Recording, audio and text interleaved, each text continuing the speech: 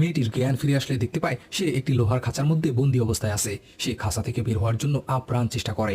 তার নখ ভেঙে যায় কিন্তু তালা ভাঙতে পারে না।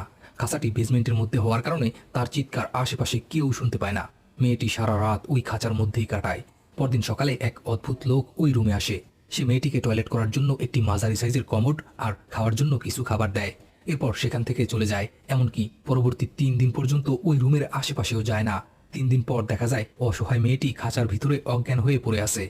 মুভির শুরুতেই আমরা সিদ নামের একটি লোককে দেখতে পাই। সিদ ঘুম থেকে উঠে গান শুনতে শুনতে অফিস যাচ্ছে। বাস্তব জীবনে সিদের কোনো বন্ধু বান্ধব ছিল না, এমনকি তার পরিবারেরও কেউ ছিল না। সে একটি অ্যানিমেল কন্ট্রোল ডিপার্টমেন্টে জব করে। সেখানকার পোষা প্রাণীগুলোর সাথেই তার বন্ধুত্ব ছিল, আর তার পরিবার বলতে ওই পোষা প্রাণীগুলোই ছিল। সে ঘুম থেকে উঠে অফিসে যেত, আবার অফিস থেকে সরাসরি বাসায় চলে আসতো। এটাই ছিল তার দৈনন্দিন রুটিন। একদিন অফিস থেকে ফেরার পথে বাসের মধ্যে সিদ একটি মেয়েকে দেখতে পায়। সিদ